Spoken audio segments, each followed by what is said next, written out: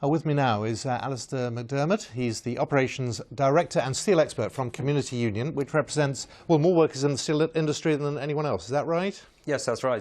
Community is the largest and leading trade union in the UK steel industry, and we represent the majority of the trade union members at the Scunthorpe Steelworks and across British Steel. So today is a good day?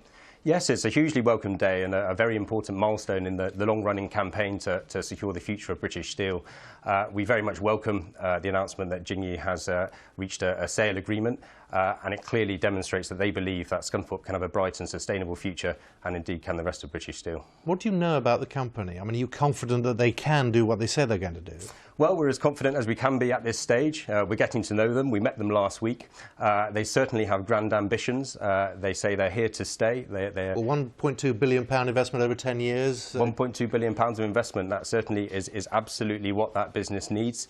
And it's investment across the board. In particular, they're looking at increasing production, which is absolutely what we want to see. So we look forward to working with Jingye, and in particular, we want to get into the detail of their plans. There's an irony here, Alasdair, in that it's Chinese steel imports that have put British steel on the back foot for the last few years.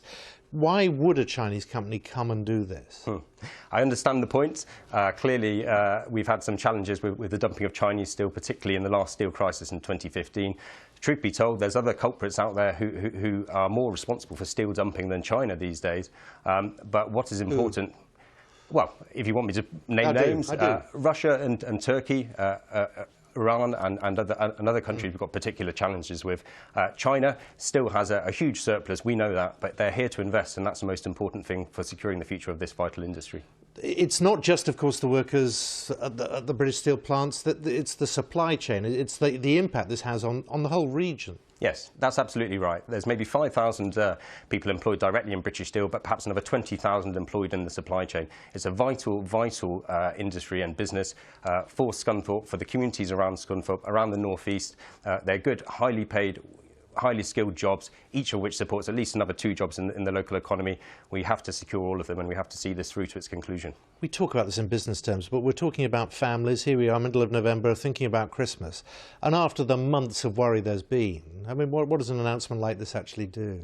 Well, it fills everyone with confidence. It's what we wanted to see. As I say, we're not done yet, and we need to keep our eye on the ball and see this through to a conclusion, whatever government's in power on the 13th of December. But it will give everyone a huge boost. We know that Jingye are serious, and we look forward to working with them to make sure that we get the right outcome for the people of Scunthorpe, all the communities related to British Steel, and of course the UK economy, because this is a vital strategic business. Well, a quick word about what the government has done, because it's their action after the company went into liquidation that has perhaps eased this through, isn't it? Yes, that's right. I think it's fair to say government learnt lessons from 2015 when SSI went into liquidation. That didn't have to happen.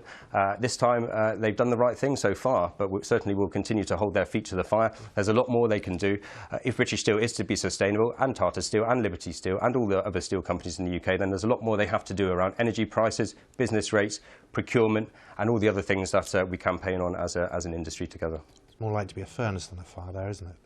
Alice, it's good to see you. Alistair McDiarmid, thank you.